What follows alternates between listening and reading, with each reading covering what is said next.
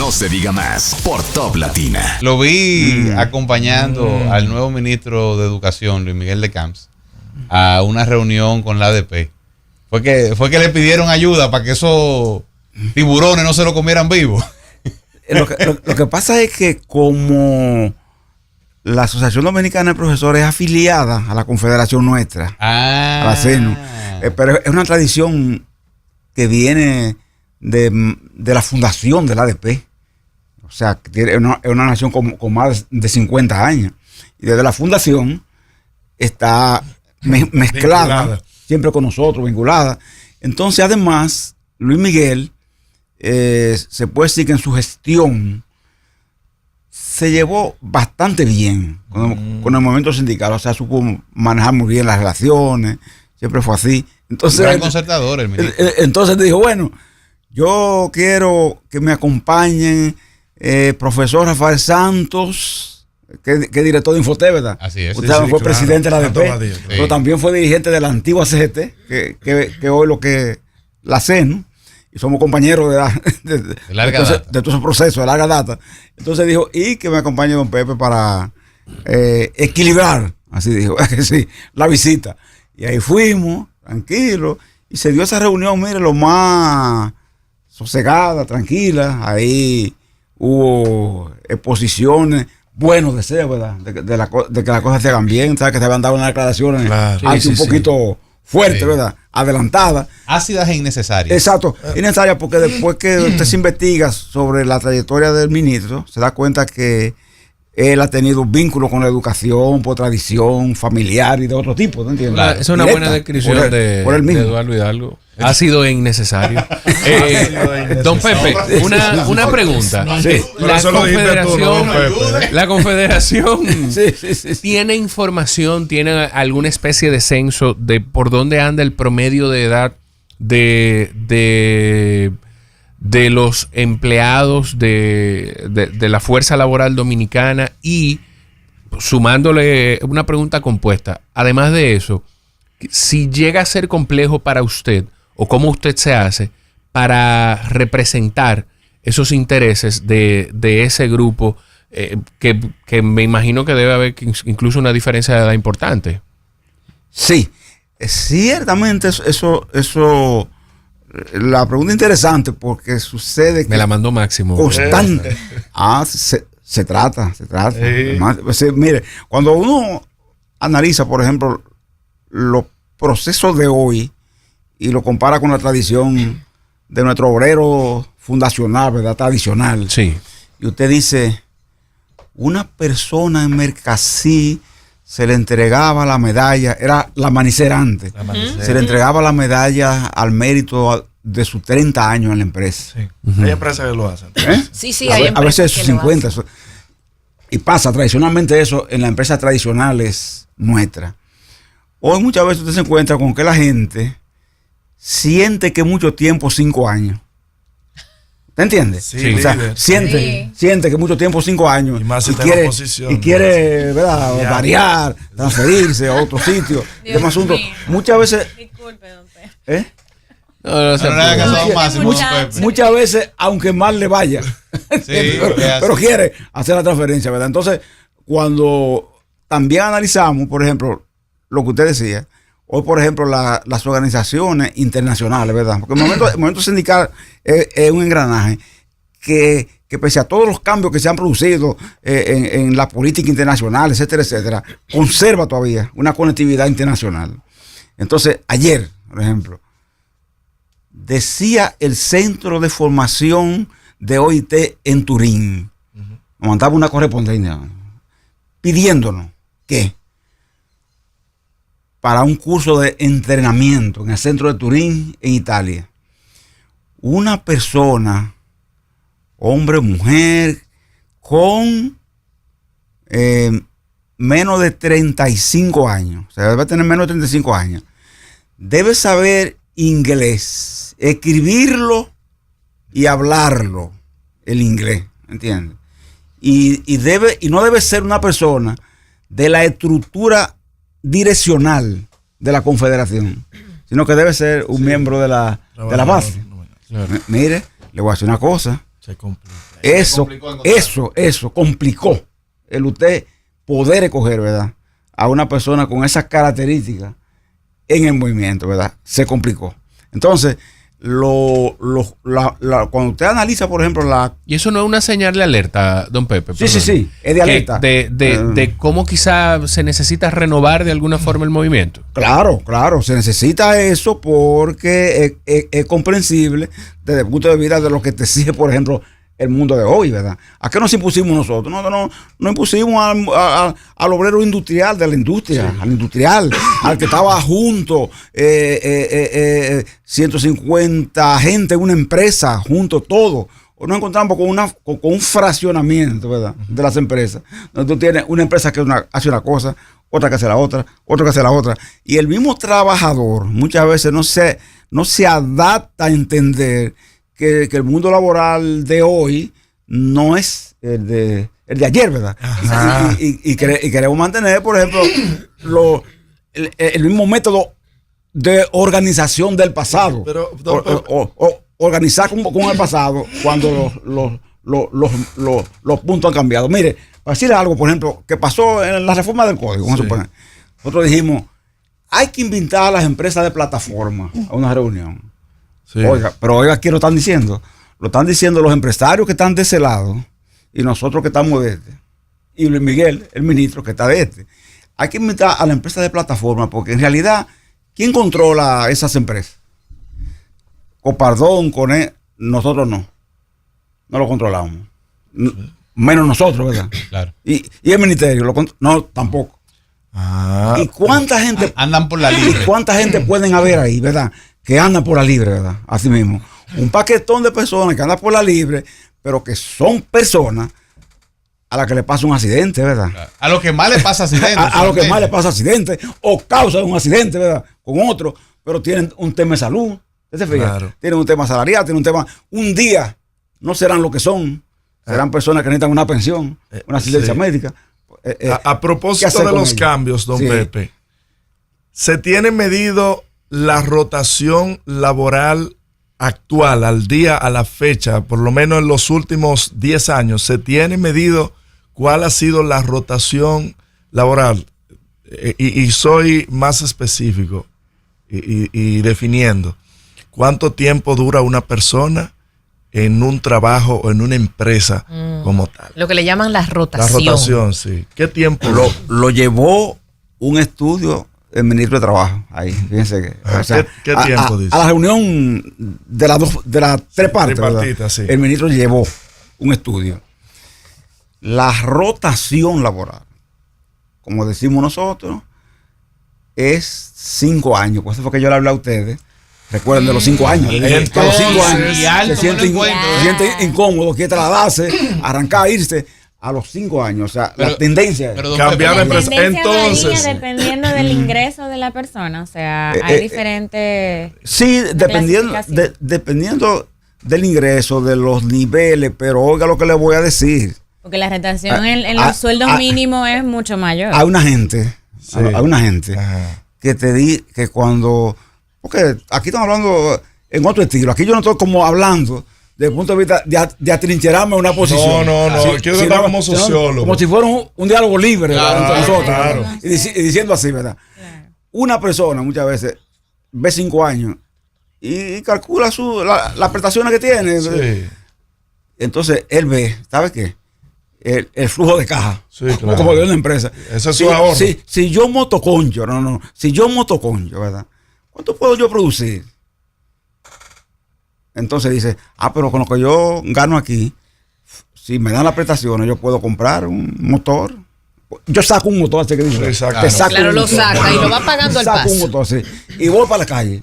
Entonces él comienza a ver ese flujo de ingresos que tiene y lo compara con el pago quincenal. Claro. O mensual. Pero si se tiene definido, y don Pepe. Entonces lo que quiere es, a propósito de eso, ¿sabes qué? Coger la calle, pero te pasa en mando medio, pasa en mando medio. ¿Sabes dónde no te pasa eso? Mucho. En los mandos más altos. Claro. Lógico.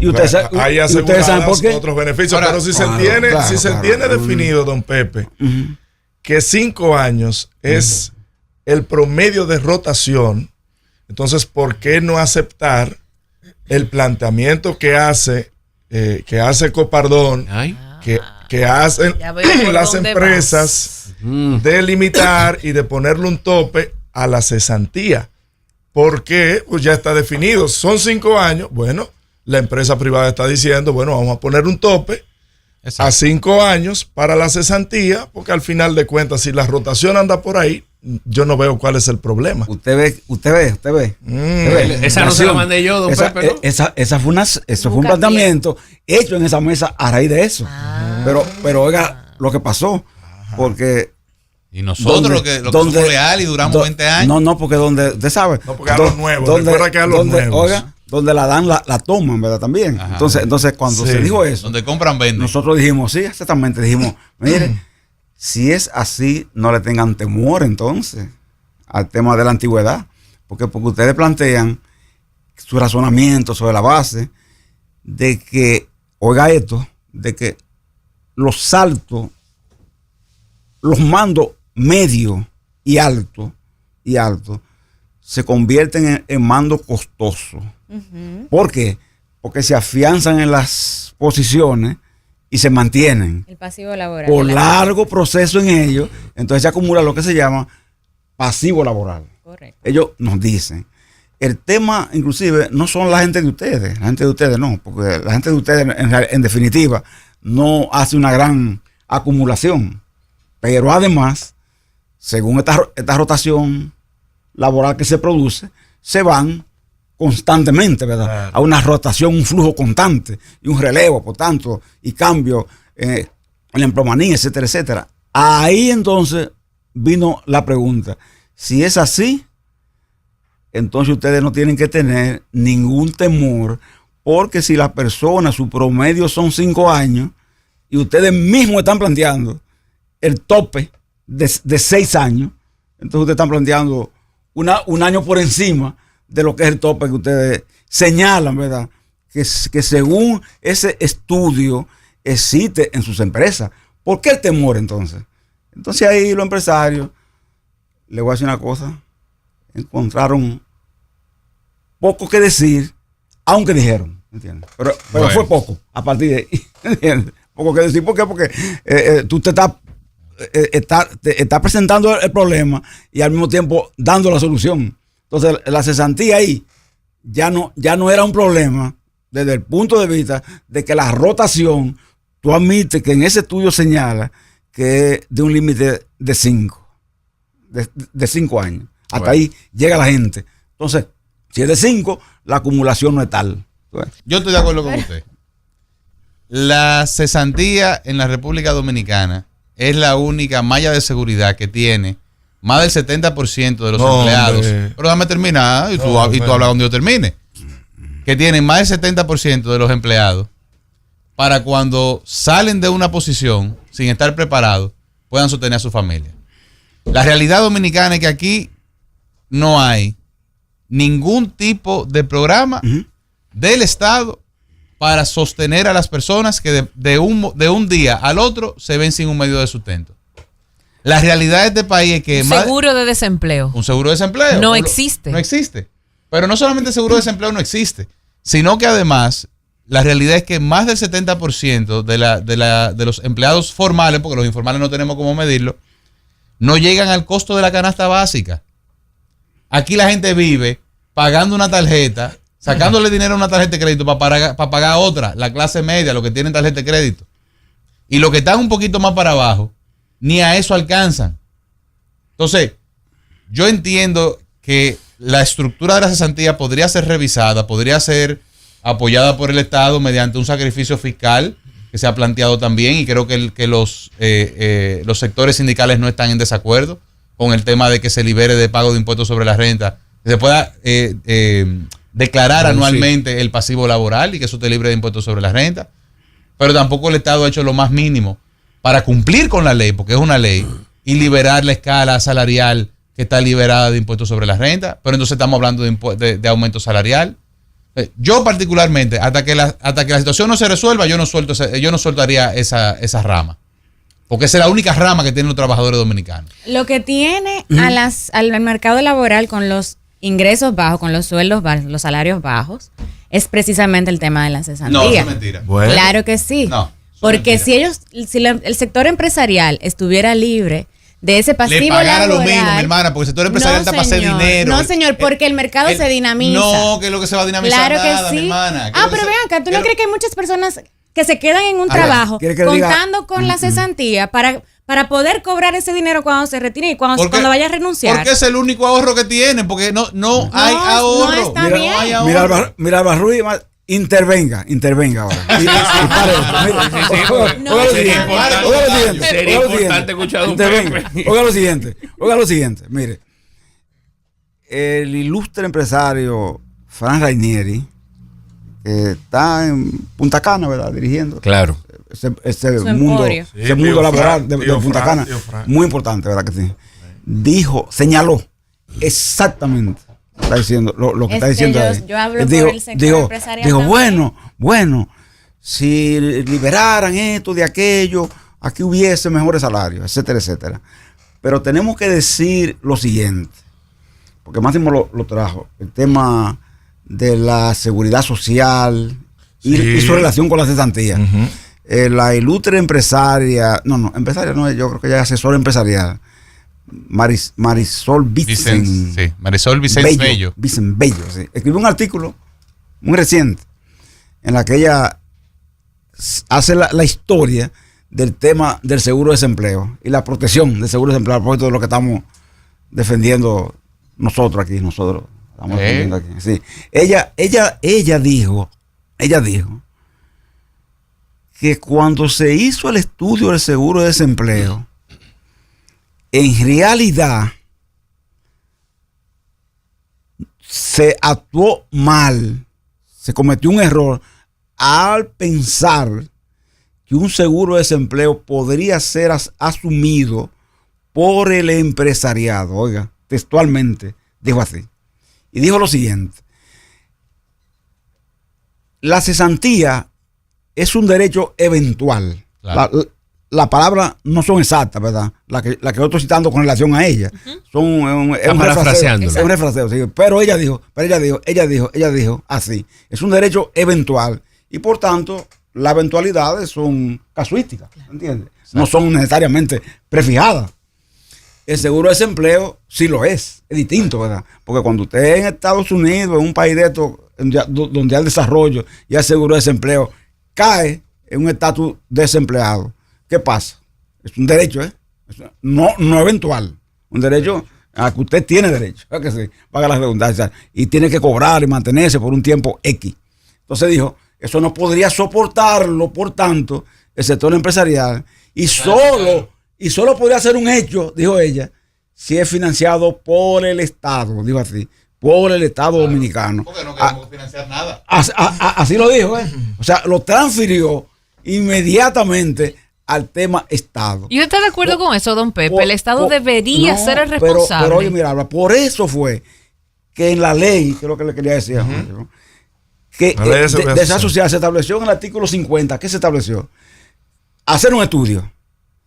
Y a los 18 meses de hacerse ese estudio, estudiar la posibilidad de sustituir la actual cesantía por un seguro de desempleo. Claro. O sea, hacer un estudio y 18 meses después hacer otro. No, exactamente. Entonces dice. Sí, pero también no es el Estado nada más, José Gregorio. Hay que ponerse de acuerdo. No, pero nadie quiere cargar con nada. Pero dice además que debía contar con la no gestión de ninguno de los tres sectores concernidos en el tripartismo. Señores, ese estudio que ustedes están oyendo, que cita Marisol Vicente, ese estudio se hizo y se trajo al país. Cuando eso era presidente del CONE, quizá la única mujer que lo ha sido, Elena Villella de Paliza. Era presidenta del CONE. Y se trajo, mire, y ese estudio, señores, se guardó. Y al día de hoy, se engavetó. Se engavetó. Nadie prácticamente conoce públicamente el contenido de ese estudio. Pero bueno, nadie lo conoce. ¿Por qué? ¿Entiendes? ¿Por qué?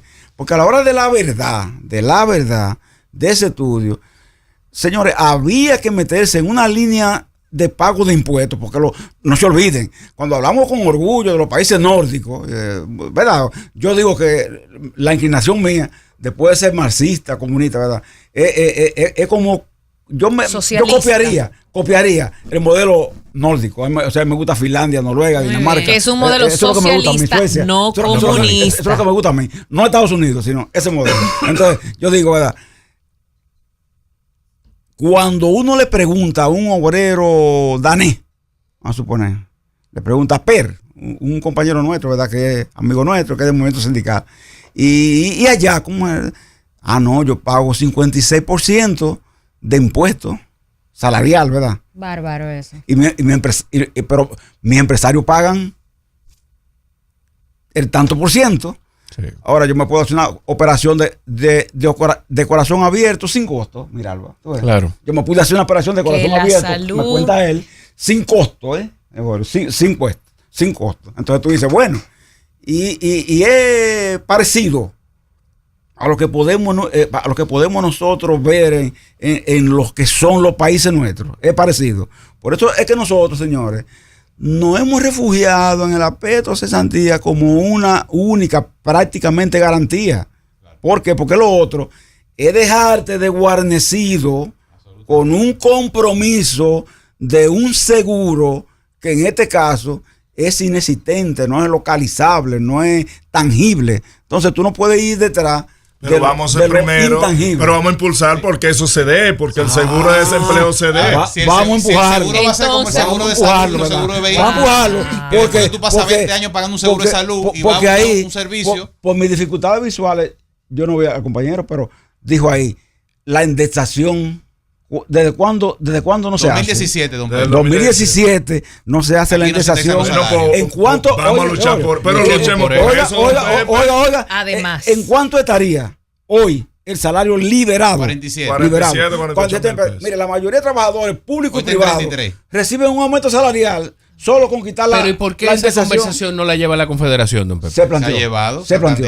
Oiga, don Pepe, déjeme un segundo, déjeme que don Pepe me conteste. Pero no solo eso, se planteó. Y se llevó. Oiga, mire, en el pasado proceso electoral, para que ustedes sepan, en el pasado proceso electoral, nosotros apoyamos al presidente Abinader, no como confederaciones, sino como individuos. Claro. Apoyamos, ¿verdad que sí? Como personas. Y mire, y a él se le llevó, eso se llevó a la mesa de conversaciones. Se llevó. Oiga, y cuando se lleva, el presidente dijo, mira, nosotros le dijimos así.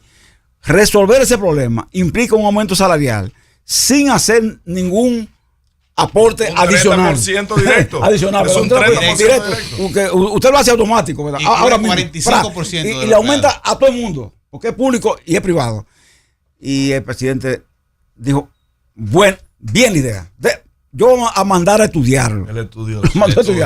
En el estudio, entonces le dice el director de impuestos internos, actual director de impuestos internos, que está ahí.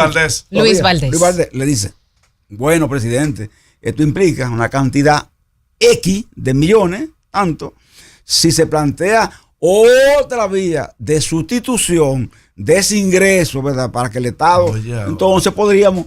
Y ahí vino el de lo de siempre.